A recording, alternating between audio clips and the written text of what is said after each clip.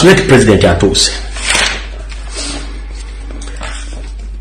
Omukulembeze gwanga Robert Kyagulanyi Ssentamu kulamusizaako ssebo kansulator oli bulungi gyebalako gyotuusaako engalo. Nzize nkuwa security alert nga basajja bano badde bayita mitina mingi nnyo egy'okwagala okutta mu makubo gy'obadde otambulira naye nenzija nga mbiwamu amazzi. Kati ekigendera kyabwe kikino. Ekigendera kyabwe baagala kusooka kukwata abantu bonna abakwetoolodde naddala bali ku security team yo bonna babakwate babaguleko emisango egy'okusangwa n'ebintu ebikozesebwa mu magye bawaguleko emisango gy'obutujju then bamale babaforcinge okuba nti bakulumiriza nti gwe obadde obakulira era oli omu ku bo basobole okugulako omusango gw'obutujju n'okulya mu nsi y'olukwe nawe bakukwate bakuteeke mu nkomyo mpaka nga bamaliriza okukola baagala mu kalulu ka 2026 bo bagenda okukikola bakyagala. Ani alibagayo ekintu kino kiri emabega wa Museveni, Muhoozi, James Birungi, Ebe Katabazi, Christopher Damulira, Salimu Sale, Abbas Byakagaba, Chris Oluka ne Brigadier General Robert Freeman Mugabe bagenda kikola batya. Ulira bulungi nnyo wano mugiro emisango gye batadde ku Comrade Achirewo egyo mugirabye wano ku search wabula okujjako nga bakyusizaamu okusinzira ku labo sources zange ntegeeze president ne public wa Uganda nti abasajja bano file gye bamaze okukola nga bagirize gipresentinga olwaleero lw'enkya olw'Essande then ku Monday nga ewedde bo bwe babadde bakwata Comrade Achirewo bamusanze n'emmundu ey'ekika kya AK-47 gye bayita AK-47 oba gye bayita Alexander Kariskonov 47 yabaddeko magazini 2 n'amasasi 6 nkiddamu bo fayiro enext for yokubiri gye balina gye bagenda okupresentinga mu court martial bagamba nti mu kukwata Achirewo kivumbi bamusanze n'emmundu.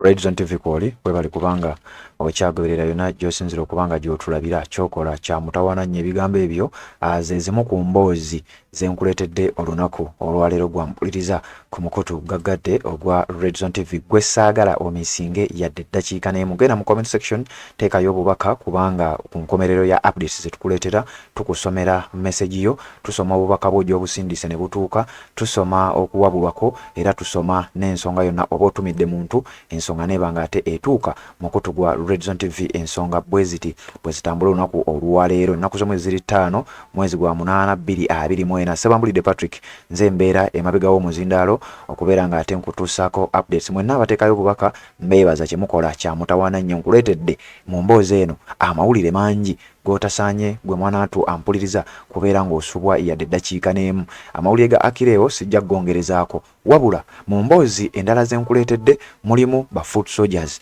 mulimu abavubuka ba Generation Z abaakwatibwa mu kwekalakaasa nene ebintu ebimu abamu tebamanyi nti waliyo abatannaba kubeera nga bateebwa abavubuka bangi abakyali mabega w'emitayimbwa wetwogerera ng'olunaku olwaleero bano bagenda kuleetebwa olunaku olwaleero mu kkooti bawozesebwe babasalire oba babate.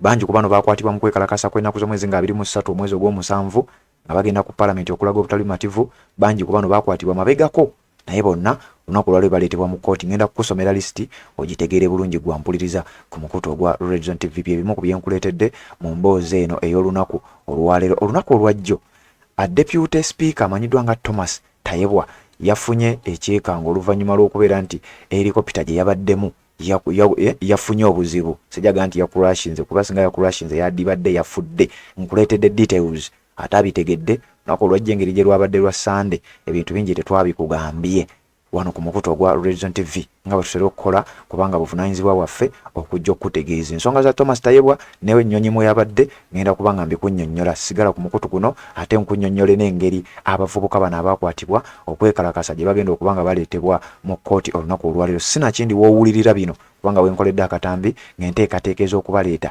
zimaze okubanga zikolebwa era essaawa yonna ogenda kubanga obifuna wano ku mukutu ogwa Redzone TV gwe nkutegeezeza nti oba tonna subscribe nga kikole oleme kubeera nga omiisinga ensonga nga zino, oleme kubeera nga omiisinga updates zaffe. Kkiriza mala okunywa ku lwendo lw'otuzzi nzija ate tusimbule emboozi wabula nyongera okutegeeza nti layikinga kubanga gy'okoma okulayikinga information gy'ekoma okubeera ng'etambula n'obeera nga ate tomiisinga na buli muntu yenna n'abeera nga tamiisinga. Genda mu comment section teekamu obubaka nga bulijjo ku nkomerero tugenda kusoma message zammwe gwe watumidde awulire amagezi ge watuwadde gatutuuke n'ebintu ebirala bifaanana bwe bityo nga sinaba kubanga ate nkuleetera ensonga zino wawulirako ku kye bayita Akon City ekibuga omuyimbi Akon kye yali asuubizza okuzimba mu ggwanga erya Uganda ng'era bwe yali akisuubizza ne mu ggwanga erya Ghana. Njagala okutegeeza bimwonoonekedde.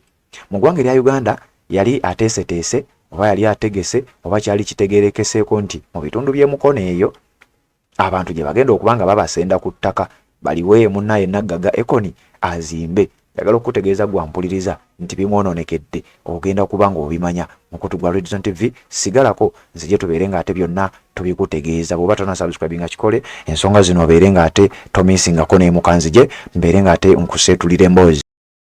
Assalamu alaikum wa rahmatullahi wa barakatuh. Amanya n'eddoboozi Haji Abdu omusomi w'edduwa. Nkola ku nsonga ez'enjawulo emirimu nga gikutataganyeko ebyenfuna byo nga bidobonkanye n'oba oli bweru wa ggwanga emirimu gya kucankalanako jangu kusomere ku dduwa okubeda nedda edduwa zaabaawo edduwa zisomebwa omuntu n'oterezebwa mu mbeera yonna ebadde ekwesibyeko ekusibyeko akanyaaga. Nina ekyoto kye nsobola okukumira wadde oli bweru wa ggwanga nga toli kumpi wano n'ofuna omukisa ogwo nawe n'osomerwako ku dduwa nga nkuteddeko n'akabaani Allah ajja kusaasira ajja kwanukula. Kuba ku namba yange y'essimu 0752 44 71 56 ne ku WhatsApp kwendi mpereza obubaka sobole okuyamba. Assalamu alaikum wa rahmatullahi wa barakatuh. Kale Red Zone TV kwoli webale kubanga okyagoberera yonna gy'osinzira okubanga gy'otulabira bannaye buli yataddeko message ngenda kubanga ngisoma era ogenda kufuna obubaka bwo so gwatanaba kubanga oteekayo kirira wansi awo woolaba ekigambo comments owandiike oba otumira muntu oba owabula oba ina nsonga yo yonna ze nakugambye n'atuvuma message ejja kutuuka era tujja kutegeeza abantu nti ono yatuvumye ye bw'ati bwe yalowooza ensonga yazirabye bw'ati. Mukutu gwa Red Zone TV bw'oba tona subscribe nga kikole tubeere nga tetutambula sooka likinge nga bw'olaba kubanga tolina kyofiirwa bw'olayikinga wabula ate oba oyambyeko information okubanga etambula. Mu mboozi ze nkuleetedde oba mu mawulire ge nkuleetedde mu mboozi eno njagala okutegeeza nti nnyingi ng'era bw'owulidde ng'era bwe nkugambye wabula ngenda kutandika n'emboozi eyakutte omubalire olunaku lwa jjo. Deputy Speaker amanyiddwa nga Thomas Tayebwa yabadde ayinako gy'agenda n'asalawo akozese chopa nga bw'omanyi munnaye mukungu wabula waliwo ekyabaddewo twabadde tulina okuwa amawulire gano olunaku lwa jjo naye engeri gye lwadde lwa Sande ate ne wabaawo obuvunaanyizibwa obulala obwatukutte oba oli awo ne tulemererwa. Kakati waliwo ekiwandiiko ekyafulumidde ku mukutu ogwa Nile Post nga kigamba nti chopa carrying Tayebwa involved in crash. Oliriza, a helicopter carrying Deputy Speaker Thomas Tayebwa has been involved in a crash in Western Uganda. Nti ennyonyi yabadde etwala Thomas Tayebwa yafunyemu obuzibu era yalabiseeko nga crashinze mu bitundu bya Western Uganda eyo. The Nile Post has learned that the chopper crashed last evening. Ekiro ekyakesesa olunaku olwajjo ennyonyi eno weyakoze eki weyakurashingidde wabula ebyabadde bimukwatako mu budde obwo byabadde tebinnaba kubanga bimanyika. Bannayuganda bangi bavuddeyo ne boogera ku nsonga eno bangi nga bagamba nti wandibanga wabaddewo olukwe oba oliawo olutajja kwagalibwa bantu kubeera nga balutugamba. Thomas Tayebwa bangi bamubuusa amaaso ku nsonga z'obuli bw'enguzi. Bangi bagamba nti naye engeri gy'amyuka Anita Amongo ekyamazima bwe banguzi bateekwa okuba nga bagiya babiri. Lwaki Thomas Tayebwa tumu-excludinga? Kati nno ebigambo byatandise okwogera naye nze nabiyise kalebule naye njagadde mbikuwe.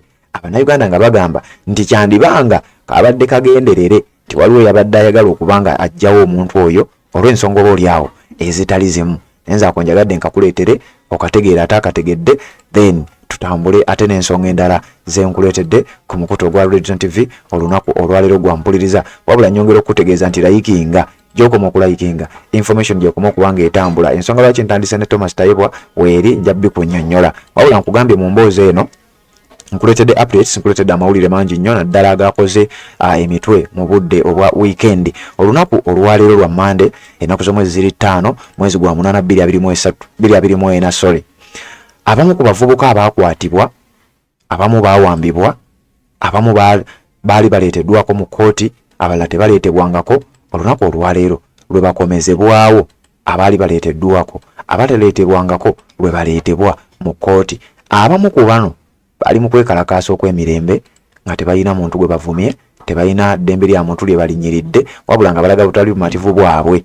Ensonga ezaali zigenda maaso mu Parliament obuli bw'enguzi n'ebintu ebirala ebifaanana bwe bityo. Kakati olunaku olwaleero babaleeta mu kkooti, wabula ku be baleeta mu kkooti olunaku olwaleero waliwo ebyetaagisa bye ngenda okuba nga nkutegeeza, wabula nga sinaba kuba nga mbikutegeeza ngenda kusooka nkuwa lisiti y'abantu bano be baani be baleeta, bali bameka, obitegeere. Be nafunyeeko be njagala okuba nga nkuwa otegeere babaleeta era be baani. Bw'oba olinamu gw'omanyi gwe wandyagadde okweyimirira ngenda kukunnyonnyola maaso awo. Kuliko John Bosco Sserunkuuma, ono gwe mumanyi eyayita Kaana Kambaata.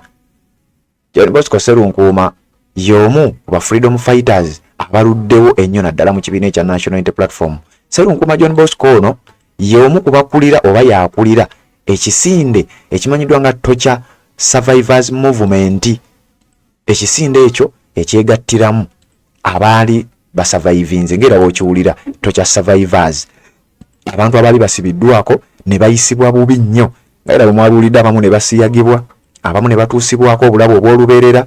Waliwo omuvubuka abamuyita Sserugga, oyo ye baamutemako n'okugulu mu bintu bino. So kati buli muntu yenna yali ayiseeko mu kutocalingibwa ng'akwatiddwa abasajja ku CMI, UPDF n'ebitongole ebirala ne bamutoccalinga. Ali mu kibiina ekyo. Kati Sserunkuuma John Bosco bangi bamumanyi nga Kaana Kambaata, ate nga kansala saidi ze ye Nansana, era munnakibiina ekya National Unity Platform yakulembedde lisiti eno y'omu ku be bagenda okuleeta mu kkooti olunaku olwaleero. Kuliko Moses Sserugga, ono naye agenda kuleetebwa mu kkooti era naye y'omu ku beekalakaasa. Habibu Buwembo, oyo mumujjukira bulungi nnyo, ye yatambulirako iconi eri eyasinga okutambula ennyo. Simanyi oba ekifaananyi ekyo nkyasobola okuba nga ate nkifuna gwe munanga mpuliriza nkikulage bulungi nnyo, kubanga iconi ya Habibu Buwembo ye yatambula netuuka ne ku mukutu ogwa CNN, netuuka ku mukutu ogwa BBC n'emikutu emirala gyonna. Yono gwolaba oyo ayambadde akavesiti ako, oyo ye gwe bayita Habibu Buwembo, ali saidi zeeyo Lubaga South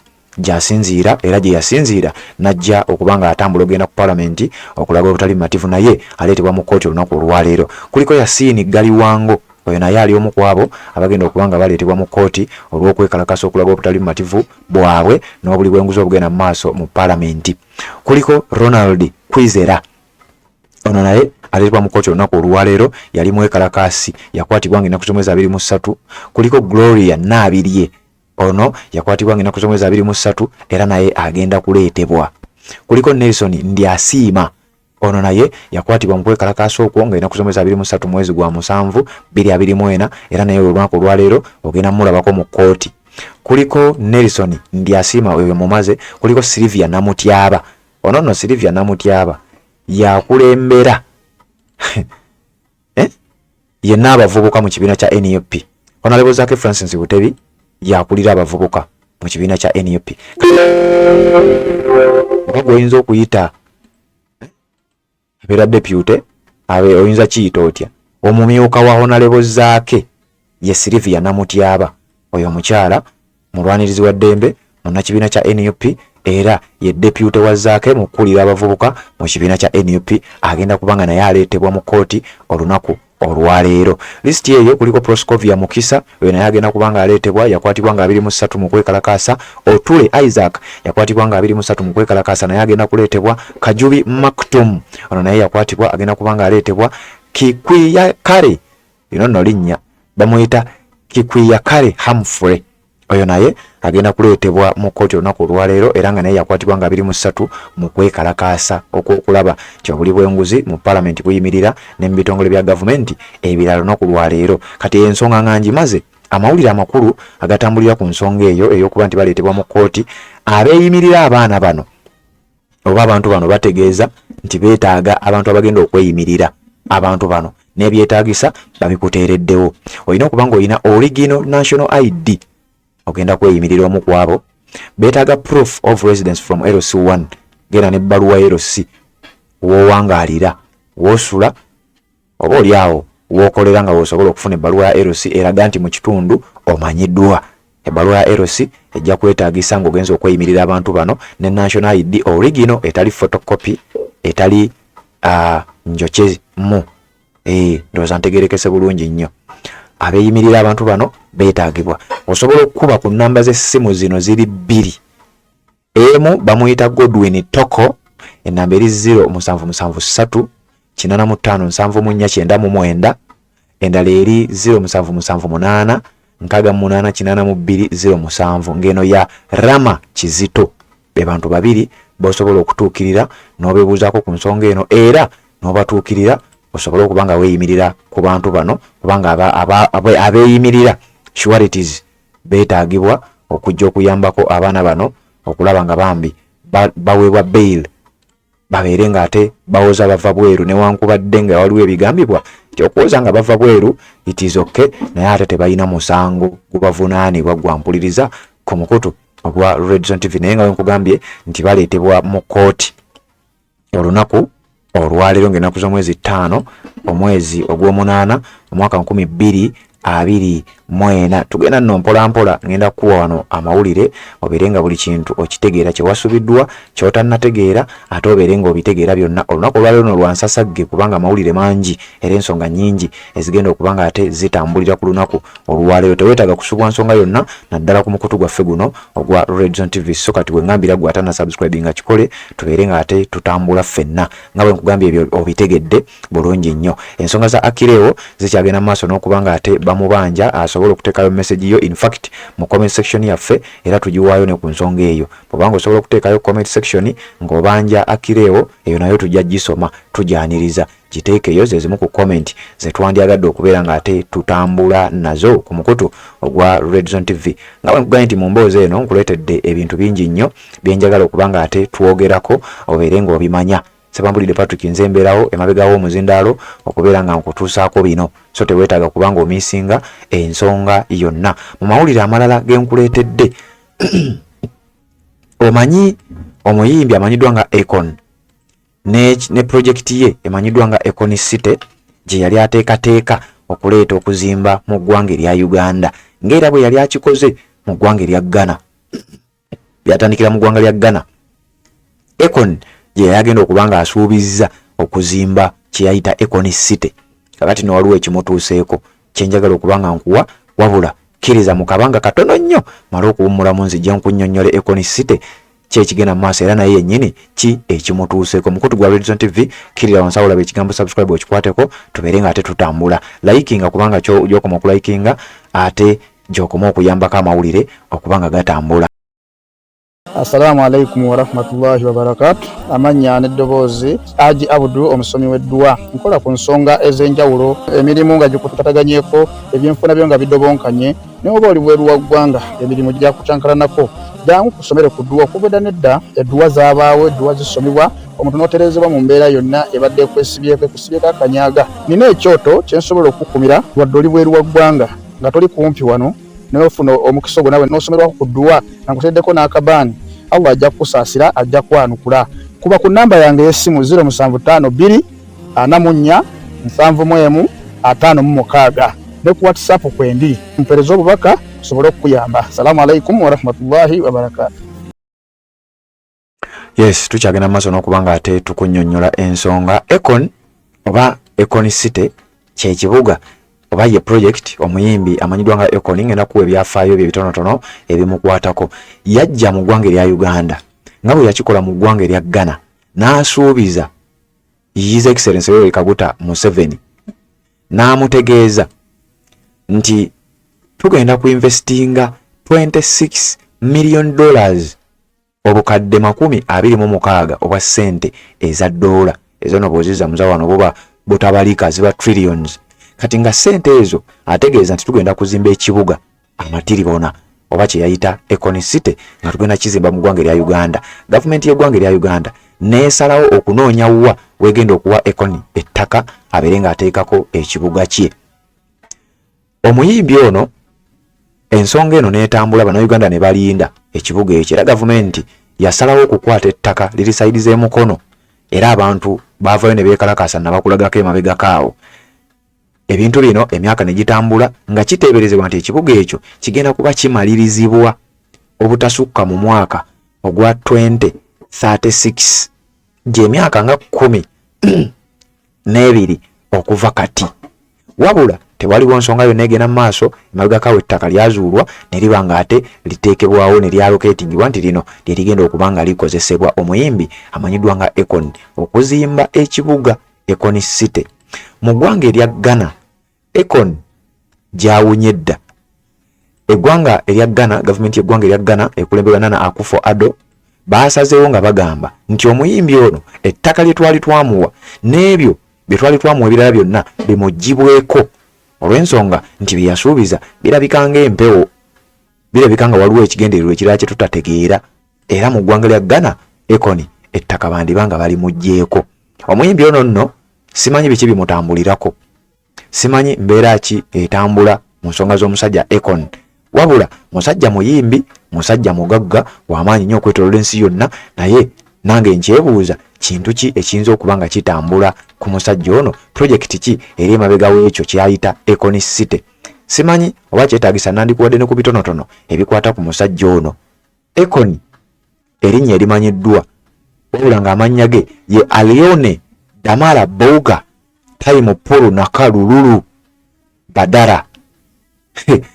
Arone Damara Bouga Time Puru Nakalululu Badara ge mannya ge. Abangi bamumanyi nga Akon, era nga Akon yagajja mu bino ebinankani by'owulidde, amannya g'owulidde. Nzaalo ya Senegal, bamuzaala mu ggwanga erya Senegal, gyasibuka newankubadde ng'ayimbira mu ggwanga erya United States of America.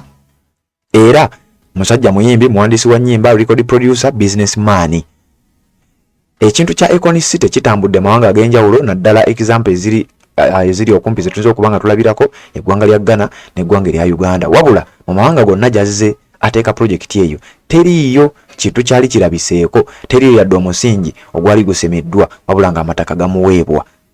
Abantu mu ggwanga erya Ghana baavayo ne beekubira enduulu nga bagaffe tetubitegeera ate tetubiraba.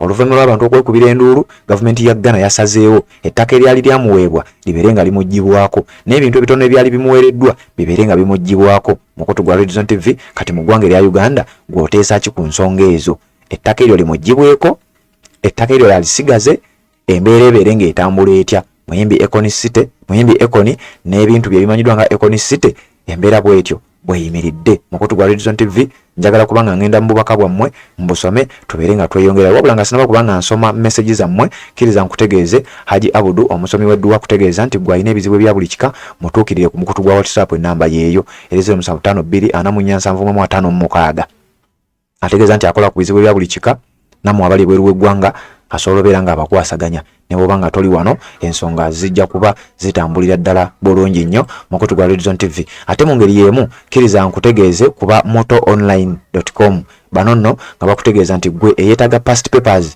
omuli eza mooko, omuli eza end of term naddala new curriculum oba curriculum empya, olina omwana asoma oba gwe ng'oli muyizi ku university, kubanga bakutegeeza nti levels zonna okuviira ddala ku primary, secondary ne university, lesson notes, research reports, research proposals n'ebintu ebirala byonna ky'oyinza okuyita study materials babiina bakutegeeza nti genda mu search engine yo teekamu www.motoonline.com ensonga obeere nga ate ogikwasaganya. Oba muli mu holiday abaana weetaaga okubakolera waaka, muli mu holiday abaana beetaaga okuba nga tebawummula oba nga tebatudde, embeera babeere nga bagikwasaganya bulungi nnyo. Kakati saawa eno kkiriza mbeere nga ate ngendako mu bubaka bwammwe abaabutaddeko, tubeere nga ate tutegeeza abantu message yatuuse, ensonga yatambudde etya, tubeere nga tweyongerayo. Christine Jawagona webale kubanga kwoli message yatuuse wadde erinnya linkalubiriddemu. Agnes Babirye message yatuuse webale kubanga ogoberera yatugambye walayi okola anyway message yatuuse oluganda lutawanyamu obimanyi. Ono n'agamba twategedde nti Muhoozi Mpuuga Sseggona Natasha bebawambye Akireo naye erinnya tolitaddeeko.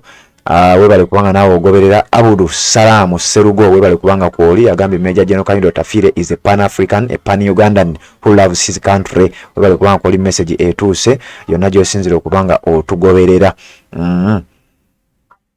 Bano bamuyise Namubiru Vivian webale kubanga naawe kwoli yabadde agamba Akireo ku nsonga gye yakomentinzeeko, message yatuuse. Namakula Atisha webale kubanga naawe obeerako, message yatuuse. Kabogere Matiya webale kubanga naawe kwoli yategeezezza nti muganda affe Akireo mukama tali yanguzi naye bijja kuggwaawo ne Gaddafi yali bw'atyo naye yamala n'avaayo. Ategeeza Gaddafi owa Libya nti naye yali bw'atyo yamala n'avaawo. So kaboogere Matiya webale kubanga kwoli message yo yatuuse. Mugisha Vincent webale kubanga naawe obeerako message yo naawe yatuuse yonna gy'osinzira okubanga gy'otulabira kyokola kya mutawaana nnyo era kaboogere Matiya message njirabye mwebale kubanga mukyagoberera message zikyajja era nkyazisoma mu ddakiika zino zensigazza entonotono obubaka bwammwe tubeere ng'ate tubusoma yonna gy'osinziira okubanga gy'otulabira kyokola kya mutawaana nnyo neebaza abatambula naffe ebbanga lino lyonna. Message zammwe abamu mwazitaddeko naye ne mutateekako mannya. Namakula Atisha webale kubanga ogoberera message yatuuse. Zaamu Luwagga message yatuuse bale kubanga ogoberera. Ronald Kajimu n'agamba Free Akirewo Kivumbi message yatuuse. Muganda wange Maweji Hakim webale kubanga kwoli message yatuuse. Dodo Viko message yatuuse webale kubanga ogoberera message tugirabye. Namuleme Hasifa webale kubanga nawe kwoli ali Saudi Arabia yasinzira okubanga agoberera omukutu gwa Red Zone TV. Namuleme Hasifa webale kubanga obeerayo. Susan Globasera webale kubanga nawe obeerangako ebbanga lyonna gwomu kubasinga okugoberera. Nanyange Janat webale kubanga obeerako. Fatima Henry webale kubanga nawe obeerayo yonna gy'osinzira okubanga otulaba. Kaudanubu webale kubanga nawe kwoli ogoberera message yatuuse. Kamada Segawa webale kubanga nawe kwoli mukutu gwa Red Zone TV. Ni ono omulala Peter webale kubanga nawe kwoli message yatuuse.